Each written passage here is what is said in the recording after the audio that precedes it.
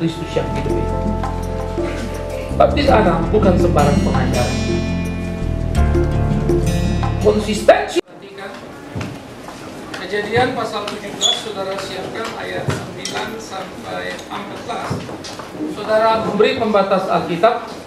Lalu kemudian di dalam Kolose pasal yang kedua, ya, dan kita akan membaca ayat yang ke-13 sampai kemudian ayat yang ke-15.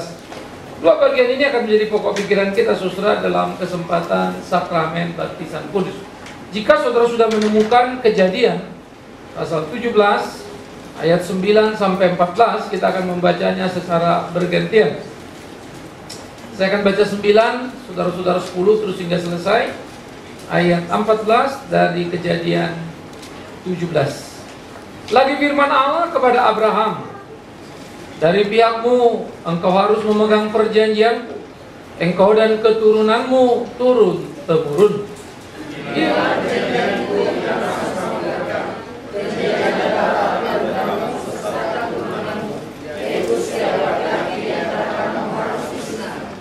Haruslah dikerat kulit katanmu, dan itulah akan menjadi tanda perjanjian antara aku dan kamu.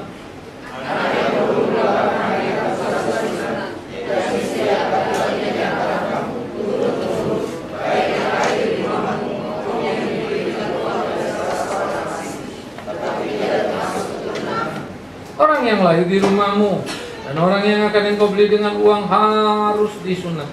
Maka dalam dagingmu lah perjanjianku itu menjadi perjanjian yang kekal.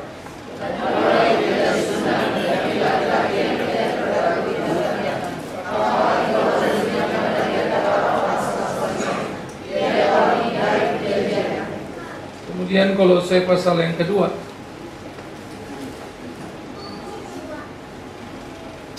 Kolose pasal kedua, dari kita bergantian dari 11 ya, dari 11 sampai 14. Dari 11 saudara 12, dalam dia kamu telah disunat, bukan dengan sunat yang dilakukan oleh manusia, tetapi dengan sunat Kristus yang terdiri dari penanggalan akan tubuh yang berdosa.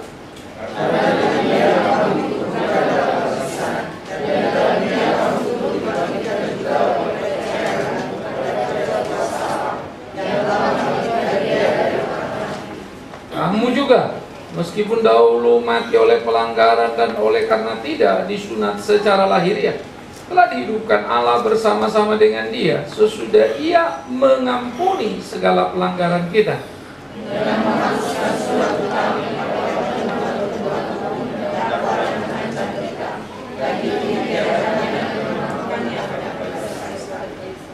Sama-sama 15. Ia telah melucuti pemerintah-pemerintah dan penguasa-penguasa dan menjadikan mereka tontonan umum dalam kemenangan.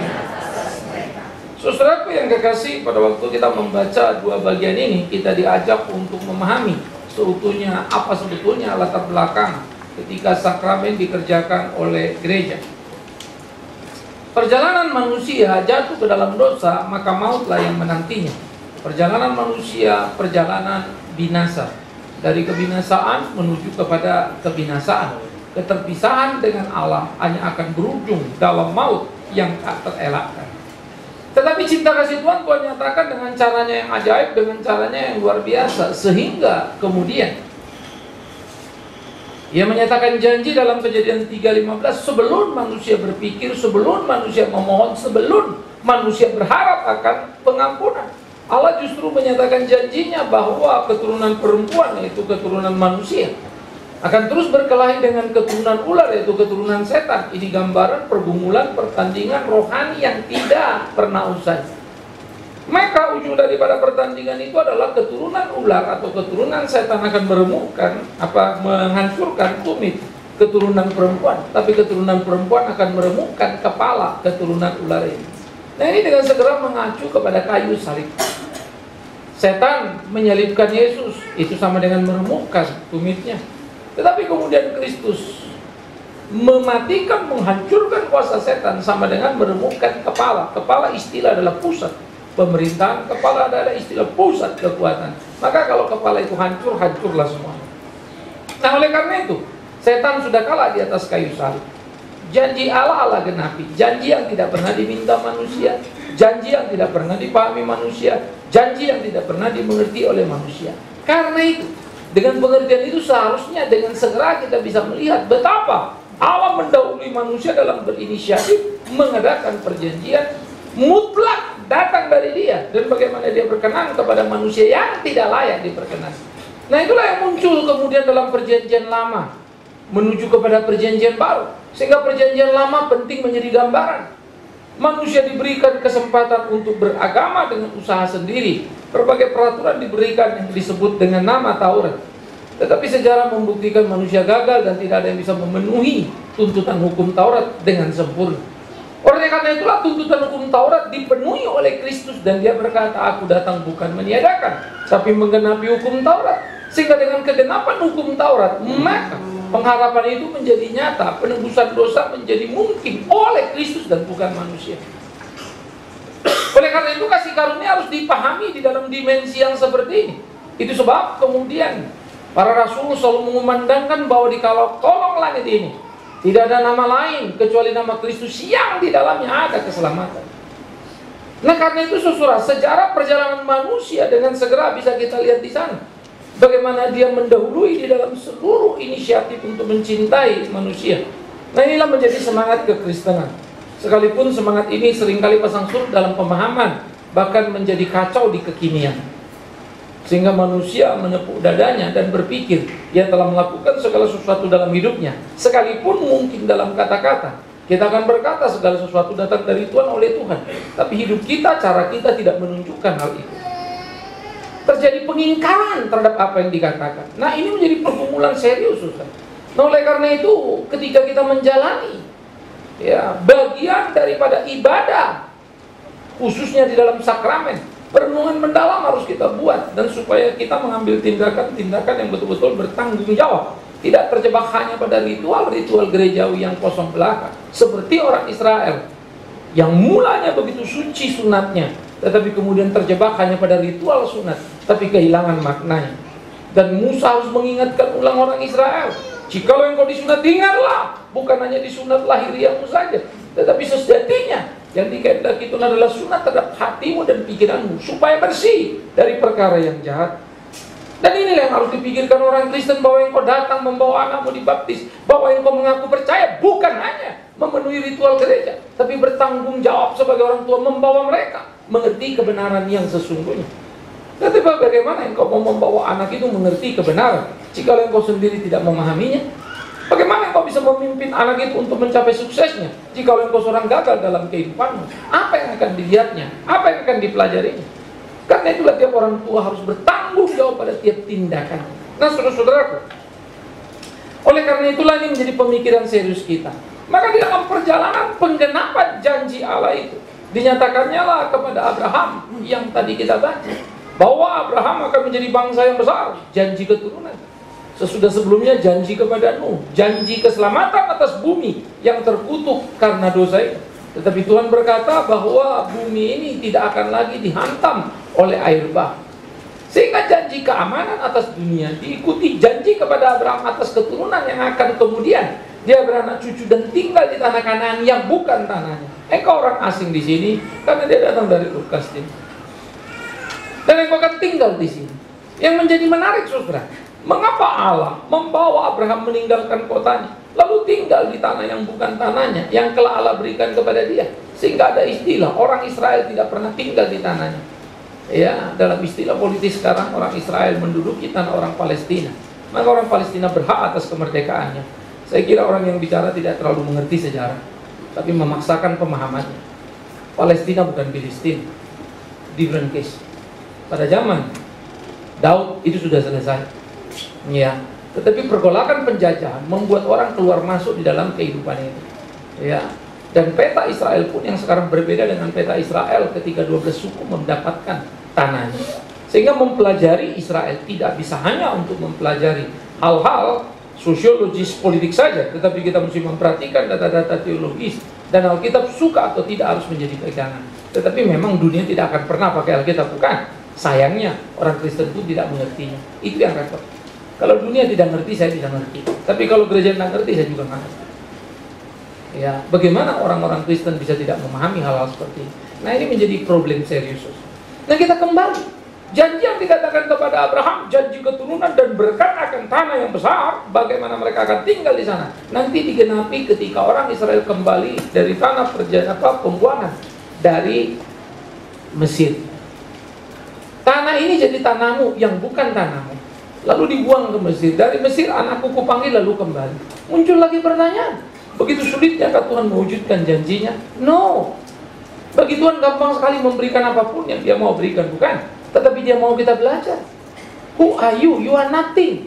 Siapa kamu? Kamu bukan apa-apa. Tanah yang kau injak, kau orang asing. Tapi hari ini aku taruh kau di situ karena Dia penguasa atas alam semesta. Dia penguasa atas setiap tanah. Tetapi tidak ada orang mendapat kehidupan jikalau bukan Allah yang memberikan. Ini harus kita pahami sama-sama. Rumah boleh rumahmu sertifikat atas nama hak milikmu. Tetapi jangan lupa Tuhan hanya memberikan itu dan menitipkan itu padamu. Maka dia harus menjadi kepala dalam rumah, atau dia akan membuangmu seperti Israel dibuang dari tanah Kanaan. Terpecah dualah mereka. Yang utara dibuang ke Asyur, yang selatan dibuang ke Babel. Kalau kita belajar histori, sejarah daripada Israel, bagi saya itu mencengangkan sekali. Tuhan memberi, Tuhan mencabut. Itu kalimat Ayub yang sangat terkenal, tapi tampak jelas dalam perjalanan bangsa ini.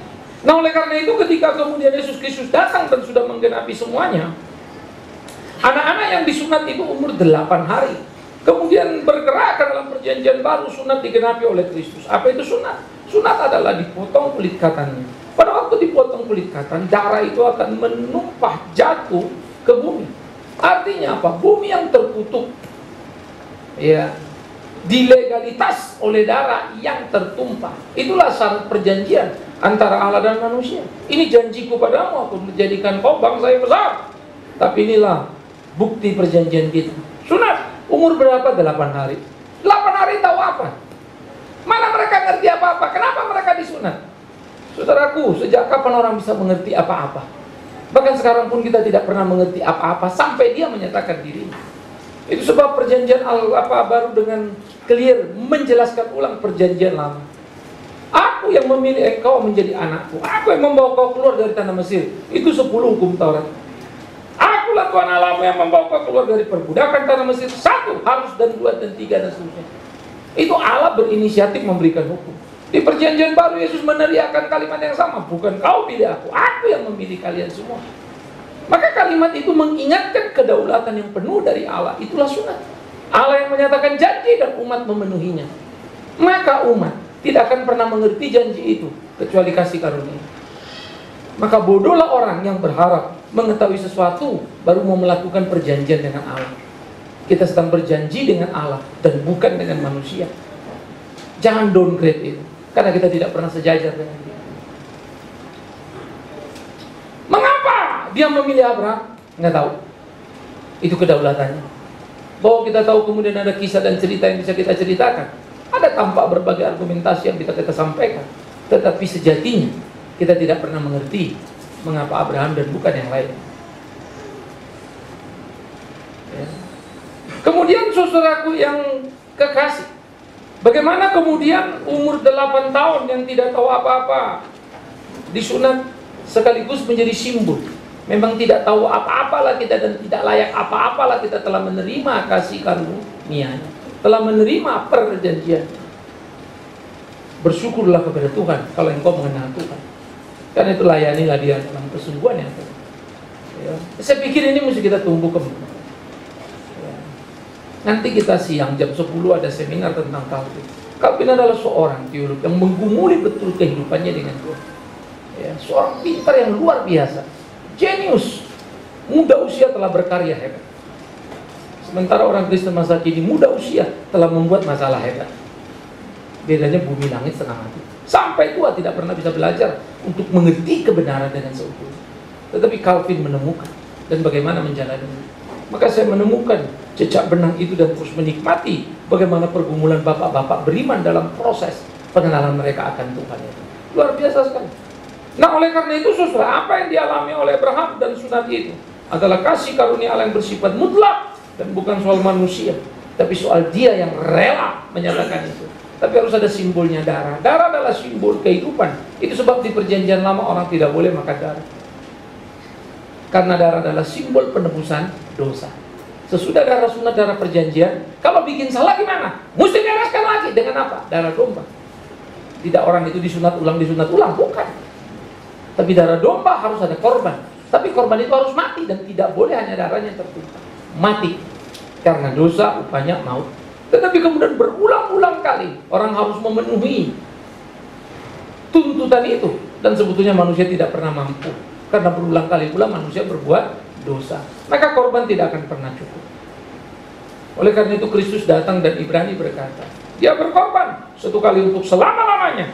Bukan darah lembu lagi yang menebus dosa kita, tetapi darah Kristus yang suci, yang kudus itu.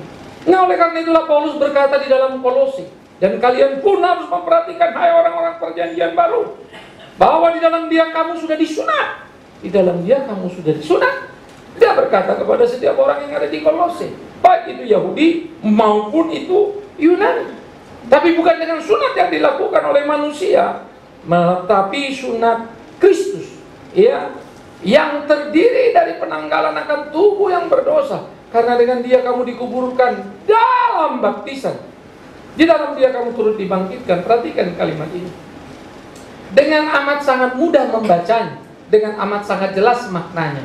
Kamu, yaitu kita zaman perjanjian baru, sudah disunat. Tapi Paulus lagi ngomong sama orang dewasa.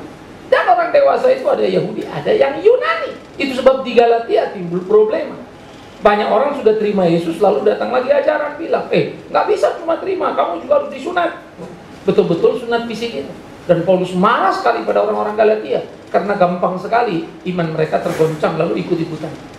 Nah, Paulus menegur keras, karena ternyata bukan itu yang sesungguhnya. Engkau disunat dengan sunat lebih tinggi, darah yang tertumpah, tapi bukan darah Kristus itu, yaitu dibaptis. Nah, pada waktu istilah dibaptis diberikan di situ, maka kita menemukan kesejajaran sunat dan baptis. Tapi waktu kamu dibaptis, bukan darahmu, darah Kristus yang tertumpah. Di dalam matinya engkau ikut mati dan bangkit menjadi hidup yang baru. Itu sebab kemudian, kalau kita mengikut ke dalam perjanjian lama, sejak dini anak itu harus dibaptis. Kristus yang hidup itu. Baptis anak bukan sembarang pengajaran. Konsistensi Alkitab terpancar jelas di sana. Lalu kenapa orang-orang di perjanjian baru zaman Yesus atau zaman Rasul banyak orang dewasa yang dibaptis? Ya karena mereka baru terima Yesus, baru percaya. Dan kita pun menjalankan itu, namanya baptis ini. Ya. Nah, oleh karena itu saudara-saudara yang dikasihi oleh Tuhan Yesus Kristus, sadarilah ketika saudara-saudara orang tua membawa anak dibaptis, ini bukan barang mainan untuk memenuhi selembar kartu baptisan supaya jelas status anak itu. Demi Tuhan yang hidup. Kalau itu yang kau pikirkan, celaka engkau.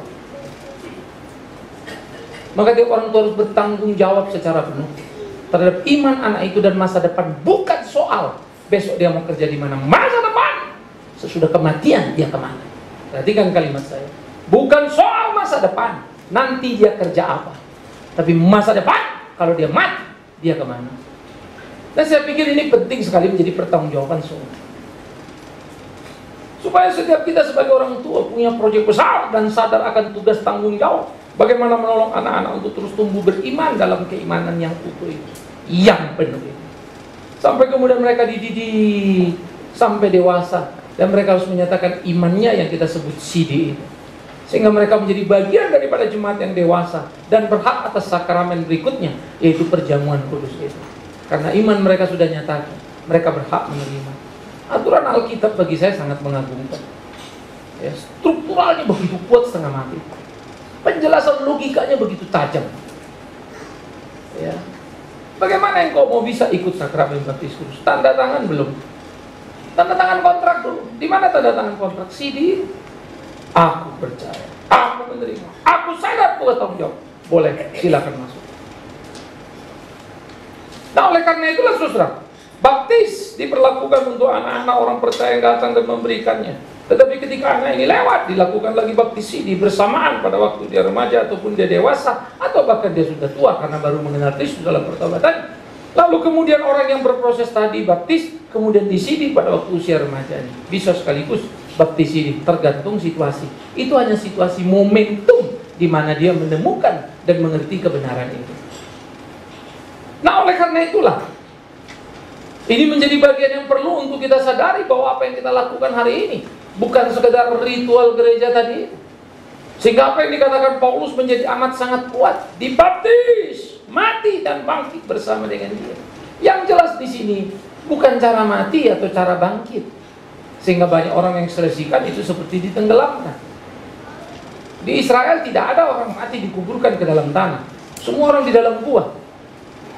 Yesus keluar dari gua. Talkot itu bentuknya gua, ada lubang dimasukkan, ditaruh di atas batu. Tidak pernah utuh masuk ke dalam kuburan seperti yang kita paham. Karena itu barang siapa menjelaskan orang mati kan dikubur. Ayah Anda gak pernah ke Israel, atau Anda gak ngerti budaya Israel, atau gak mau ngerti. Nah, itu miris juga itu. Ya, bukan. Tapi kematian, simbol kematian terhadap apa? Kematian Kristus itu. Mati terhadap dosa itu. Tapi bagaimana anak-anak kan gak ngerti? No, orang tuanya bertanggung jawab untuk itu. Tidakkah tiap kita orang tua bertanggung jawab untuk mendidik anak kita? Ini natural saja dulu, bukan? Kita didik anak kita, kita sekolahkan mereka supaya mereka pintar. Dan kita berjibaku luar biasa, kasih tahu mereka yang baik apa. Kita berkeringat. Dan orang tua bertanggung jawab bahkan rela berdarah demi masa depan anak-anak. Ya, saya selalu kagum pada orang tua di masa lampau yang bagaimana berjuang dengan cara luar biasa. Saya kagum pada ibu-ibu di kampung kami sana yang bekerja dengan giginya. Kita melihat pakaiannya kumal begitu, tetapi anaknya sedang kuliah di Jakarta. Ya, kadang-kadang dia sengit mempertahankan sebuah harga. Kadang-kadang saya pikir, saya jengkel, harga segitu aja diributin, ngototnya setengah mati. Tetapi kalian tahu, perkelahian dan rasa tidak suka orang padanya hanya untuk menghidupi anaknya di rantau. Sehingga banyak kemudian di Jakarta orang-orang jadi sarjana luar biasa. Mama dan papanya keringat darah di kampung sana. Tidak pernah sempat beli baju sepanjang hidupnya supaya anak itu bisa sarjana. Itu natural. Itulah cinta orang tua yang semestinya. Apalagi spiritual. Masa iya engkau tidak mau anakmu mengenal Tuhan, hidup dalam kebenaran? Karena itu apa yang kita lakukan hari ini menjadi tanggung jawab yang penuh, supaya kemudian kita diberi tugas tanggung jawab dan dengan kesadaran penuh kita melakukan. Bagaimana mendidik, melatih, membawa anak ini mengenal Tuhan yang hidup itu. Karena itu camkanlah, pikirkanlah, renungkanlah betapa sucinya tugas tanggung jawab yang kita emban. Kecuali engkau ingin anakmu binasa, lalu engkau lakukan dan engkau tidak mau tahu. Demi Tuhan yang hidup. Setiap orang yang menjadi jemaat harus belajar bagaimana bertanggung jawab penuh dalam kehidupan ini. Bisnis kita bukan soal kehidupan natural anak-anak kita, bagaimana mencapai masa depannya dan mengisi kesuksesannya, tapi spiritualnya. Karena itu etika perilaku perlu diperhatikan dengan baik-baik. Ya. Ini menjadi penting untuk kita sadari penuh. Bagaimana kesadaran itu harus kita tumbuh kembangkan dalam hidup kita. Bagaimana kita harus menjalani hari-hari ini. Nah, oleh karena itu saudara-saudaraku yang kekasih, ketika kemudian anak-anak itu kita bawa dan kita baptis, kita bertanggung jawab penuh di dalamnya. Tidak selesai itu sudah selesai, dapat satu akta, oh anak saya sudah Kristen, sudah dibaptis. No. Maka itu adalah kontrak kita dengan Tuhan. Tuhan, ku bawa anak ini kepadamu, ku serahkan dalam iman percayaku, dan aku bertanggung jawab penuh untuk mendidik anak ini bertumbuh dalam iman yang sungguh. Ya. Nah, tanggung jawab penuh itu harus menjadi tanggung jawab yang kita emban, saudara. Karena itulah tiap orang Israel dikatakan, ajarkan kepada anak-anakmu berulang kali, akulah Tuhan Allahmu yang membawa kau keluar dari tanah Mesir dan seterusnya. Bahkan ketika engkau duduk, ketika jalan, kapanpun itu ajarkan. Dan sejarah membuktikan dalam kebebalan kedegilan Israel, belum ada bangsa di kolong langit ini yang generasi ke generasinya setia kepada Taurat itu. Terlatih, dia tidak peduli orang sekaya apa. Saya sering cerita, bukan? Saya kalau pergi ke Eropa, pasti hari Sabtu jatuh, saya akan minta pada rekan-rekan kita cari sinagog, kita mau lihat. Dan saya menemukan satu hal yang sangat luar biasa. baik ketika saya di Jerman, baik ketika kemudian saya di Belanda, di Belgia, dan saya pergi dan melihat orang Yahudi. Pada waktu hari Sabat, waduh, mereka datang luar biasa dan pergi ke sinagog. Itu pakai pakaiannya, pakaian jubah hitam panjang begitu, pakaian tradisi daripada orang-orang Yahudi. Oh, itu mungkin orang susah, orang miskin. No, mereka datang dengan Rolls Royce. Itu Raja Diamond di Antwerpen, Belgia. Sampai saya kaget setengah mati. Rolls Royce keluarnya bukan orang pakai jas. Rolls Royce keluarnya bukan orang pakai baju keren atau baju kaos yang branded. No. Keluar dengan baju Yahudi modern. Hebat. Orang Kristen kalau ke gereja repotnya setengah mati. Kalau sudah pakai mobil terlalu mewah, mau baju branded, celana branded, sampai mau ke gereja pun repotnya setengah mati. Tapi alasannya klasik dan sangat bodoh. Kan mau ketemu Tuhan jadi sopan santun, pakaian rapi.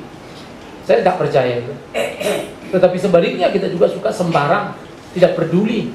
Padahal ada tata krama standar yang perlu kita penuhi, bukan? Bagaimana supaya jangan jadi batu sandungan? Itu ukuran. Berlebihan pun jadi batu sandungan, terlalu bawah pun kita jadi batu sandungan. Janganlah sembarang, simpel saja toh. Nah, orang Yahudi berhasil mendidik. Apakah kita akan berhasil mendidik anak kita menjadi anak yang santun, cinta Tuhan, rajin ke sekolah minggu, mendidik anak kita melakukan itu dari hari ke hari hidupnya, sehingga anak kita menjadi anak yang tertib dan tahu bagaimana melayani dengan bertanggung jawab. Ini menjadi penting. Bagaimana anak kita punya gaya hidup yang sungguh-sungguh. Nah, ini juga bagi anak-anak nanti yang akan disidi. Begitu disidi, kalian menyatakan pengakuan iman percaya kalian. Ingat, bukan juga lagi-lagi sudah dapat akte baptis, dapat akte sidi. Saya sudah punya semua. No. Tetapi bagaimana kalian harus bertanggung jawab pada hidup kalian. Kan itu anak-anak yang mau disidi, saya harap serius betul-betul mengerti. Berdoalah kepada Tuhan, Tuhan tolong aku. Belajarlah untuk jujur lalu mengakui kelemahan dan kekuranganmu. Katakan, Tuhan, aku masih lemah di hal ini, aku masih salah di sisi ini dan sisi itu dan seterusnya. Ampuni aku dan ajar aku untuk terus hidup seperti apa yang Tuhan mau. Biarlah CD memberikan warna perubahan dalam perilaku hidup kita. Berkelahi. Terlalu kuat godaan zaman ini dan tidak akan usai. Karena itulah kalian harus punya perjuangan sendiri dan orang tua akan membantu kalian untuk terus berjalan di jalan Tuhan. Ya, prinsip ini penting untuk kita tumbuh kembang. Makin anak-anak dewasa, makin tidak mudah. Saya mau anak-anak ikut seperti apa yang saya lakukan. Tidak sederhana. Karena memang era yang berbeda, keinginan masih berbeda. Tapi wajib saya untuk melakukan. Di dalam jengkel saya, di dalam marah saya, di dalam kesal saya. Karena saya rindu mereka mewarisi nilai spiritual yang tinggi. Tapi kalau kemudian hidupku tidak berkenan, lalu apa yang mau ditiru anakku dari aku? Karena itulah perkelahian orang tua. Tapi sebaliknya anak, kalau orang tua kemudian tidak baik, mengapa engkau ikut jadi jahat? Karena sekarang ketika engkau disidi, engkau menjadi personal milik Kristus yang bertanggung jawab secara pribadi. Dulu ketika kau dibaptis, orang tuamu masih bertanggung jawab atas pertumbuhan iman. Sekarang kamu tanggung jawab sendiri. Tetapi bukan orang tua lepas tanggung jawab. No. Orang tua pun ikut di situ dan akan membimbing. Maka engkau tidak akan sendirian maju. Ada partner, ada rekan, yaitu orang tuamu. Disitulah indahnya sebetulnya baptis ini. Maka semua anak-anak terus belajar dan melayani. Melayani dengan bermakna, bukan sekedar melayani. Lakukan apa yang bisa kalian lakukan dengan talenta yang ada. Tetapi itu bukan kehebatan yang terlalu luar biasa. Karena toh semua datang dari Dia, kembali kepada Dia. Tetapi pahami itu dengan utuh. Buat itu mengerti. Dan bagaimana kita dengan disiplin menjalankan seluruh tugas tanggung jawab yang kita emban. Oleh karena itulah saudara-saudaraku, semua kita yang hari ini akan membawa anak dibaptis, atau yang kelak membawa anak akan dibaptis, atau yang bahkan belum menikah, bisa mengerti sepenuhnya. Baptisan bukan ritual gereja. Ini bisnis spiritual yang besar. Membawa anak itu terikat pada perjanjian dengan Allah. Baptisan bukan ritual di mana orang tua membawa lalu selesai tugasnya. No, justru secara keimanan baru memulai dan bertanggung jawab di depan jemaat. Engkau bawa anakmu dibaptis, engkau harus bertanggung jawab mendidik dia supaya dia hidup mengenal firman Tuhan seturut perintah Allah itu. Ulangan pasal 6. Mengajarkan dia ulang berulang kali ketika duduk jalan dan seterusnya, dimanapun kapanpun. Apa itu kebenaran? Maka sudah menjadi panggilan orang tua untuk bisa mengerti penuh. Ya, saya kalau selalu berdebat anak-anak soal pelayanan, maka saya akan selalu mengatakan, yang kalian lakukan bagi saya masih kelewatan. Terlalu banyak kelebihan kalian dari papamu. Ya, anak-anak saya jago musik, semua jago ini, saya tidak. Ya, seharusnya kalian lebih bermutu lagi dalam pelayanan dan lebih lengkap lagi. Dan saya berdoa mereka mengerti itu dan tahu bagaimana mengembangkannya. Bukan sekedar bagaimana main musik, bukan sekedar bagaimana menjalankan tugas-tugasnya. No, quality of life, hidup. Nah, mari kita orang tua sama-sama punya bisnis yang sama, supaya semua anak-anak kita latihan sama-sama, bukan? Karena mereka akan mendengar orang tua mereka sama. Karena itulah ini kita bekerja dan berjuang. Maka kita akan memberikan satu masa depan natural pada anak kita, sekaligus masa depan spiritual. Menolong mereka mencapai hidup cita-citanya, bekerja dan berkarya, tapi juga menolong mereka sesudah kematiannya, sehingga mereka tahu akan melangkah kemana. Bukankah gereja akan menjadi gereja yang kuat, gereja yang kokoh? Karena itu tiap kali dijalankan baptisan, tiap kali dijalankan CD ataupun baptisidi, tiap kali kita sedang tanda tangan kontrak bisnis dengan Tuhan, akankah gereja sungguh-sungguh dan bermutu? Yang mengecewakan, kalau dengan baptisan, dengan CD anak-anak bertambah, jemaat bertambah, tetapi sebetulnya hanya kuantitas belaka. Kita sedang mempermainkan kontrak suci itu, bukan? Karena itu mari kita memahaminya dalam kepenuhan. Karena tanda tangan kontrak itu tintanya adalah darah Kristus Tuhan kita, dan dialah pena sejati. Mari kita gumuli hari-hari kita, dan mari kita sungguh-sungguh bagaimana kemudian kita berjalan dalam kehidupan kita, sehingga kita yang dulu mati kini telah hidup bersama-sama dengan Dia. Surat kita hutang dulu, hutang maut yang harus kita bayar sudah dilunasinya, dan Dia menanggung maut itu di atas kayu salib, memenuhi murka Allah terhadap dosa. Dia memerdekakan kita. Bersyukurlah kepada Tuhan yang hidup ini. Dan kepada setiap orang yang sudah dibaptis, sudah disidi, kiranya ini juga mengingatkan kita, supaya kita mengingat ulang, saya sudah dibaptis, saya sudah disidi, tapi ya dulu saya tidak ngerti loh. Dulu saya begini loh. Yes, banyak orang tidak mengerti, tapi bukan berarti engkau diulang kembali. Diulang pun kau tidak akan pernah mengerti, karena kau mengerti menurutmu kau mengerti. Waktu diulang saja menunjukkan kau tidak mengerti betapa Tuhan sangat mengerti dalam ketidakpengertian. Bisa mengerti? Sehingga waktu saya nggak ngerti dulu, sekarang saya diulang. Itu pun menunjukkan ketidakpengertianmu siapa Tuhan. Karena Tuhan sangat mengerti dalam kebodohan. Tuhan sangat mengerti dalam ketidaktahuan. Tapi kau pikir kau sekarang mengerti, lalu ulang kembali. No, salah. Itu hanya menunjukkan ketidakpengertian siapa Allah. Allah luar biasa. Dinyatakannya janjinya, dikenapinya semua. Bagaimana si penyamun itu tahu Yesus itu Tuhan, dan dia mempercayakan diri di kayu salib? Iman, bukan? Dari mana iman itu datang? Roh Kudus. Bukan dia hebat, tapi Roh Kudus luar biasa. Tuhan luar biasa menyatakan cinta pada orang sejahat dia di tempat yang hina-hina, kayu salib. Jadi kita belajar, tidak terlalu penting siapa kalian, sesuci apa kalian, karena tidak satupun kalian suci, begitu pula. Tapi bagaimana kita belajar menempatkan diri, mensyukuri anugerah Allah itu, dan melakoni. Maka yang sudah dibaptis, yang sudah disidi, kiranya kita dikobarkan kembali, diingatkan kembali akan panggilan hidup kita untuk melayani Tuhan dalam kesungguhan yang penuh. Diingatkan kembali untuk terus menyala-nyala melayani Dia, supaya hidup kita sungguh-sungguh menjadi hidup yang berkenan kepadanya. Dan biarlah ini saudaraku menjadi panggilan surgawi yang terus menyala dalam hidup kita, yang terus berkobar dalam batin kita, sehingga kita sungguh-sungguh menghidupi kehidupan ini untuk puji hormat bagi namanya. Biarlah Tuhan menolong kita, Tuhan yang agung dan hidup itu, yang biarlah kita jalani seluruh panggilan surgawi itu dalam gairah yang penuh. Karena barang siapa yang sudah ditebus oleh Kristus, barang siapa yang berjalan dalam Kristus, apalagi yang ditakutkannya? Paulus menyebutnya, bagiku hidup adalah Kristus dan mati adalah keuntungan. Maka beruntunglah engkau anak-anak yang dibaptisidi, jikalau itu menjadi warisanmu. Dan beruntunglah engkau yang sudah menjalaninya, jikalau itu kau imani dalam kehidupanmu. Maka tanyalah pada diri kita yang sudah dibaptisidi, betulkah hidup kita Kristus dan mati keuntungan, sehingga tidak ada kegentaran dalam kehidupan dan pengabdian yang penuh kepada Tuhan untuk apa yang dirindukan dan diinginkan. Dan kepada yang akan dibaptis ini, kepada yang sudah dewasa, ingat, engkau sudah memasuki satu proyek baru dalam hidupmu. Hidupmu Kristus dan mati adalah keuntungan. Raih itu, miliki itu dalam pergumulan keseharian.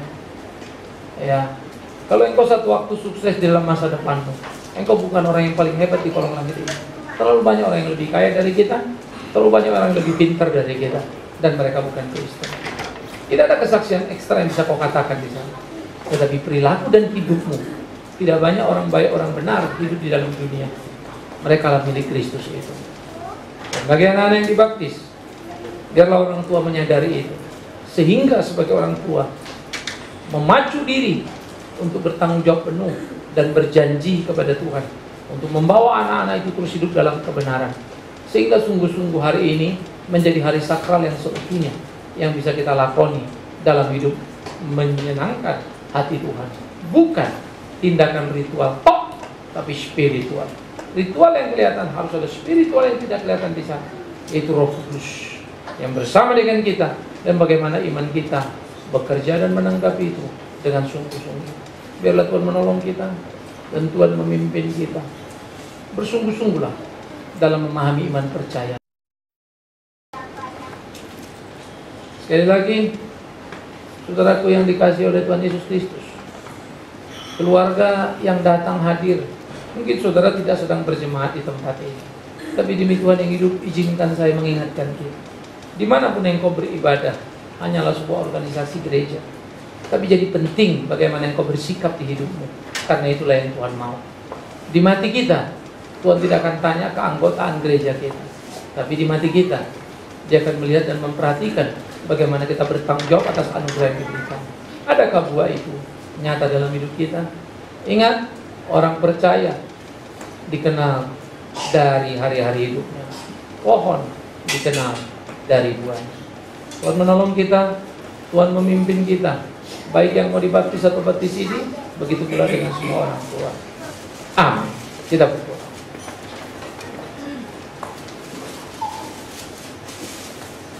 Kita ambil waktu teduh sejenak. Masing-masing berdoa dalam hatinya.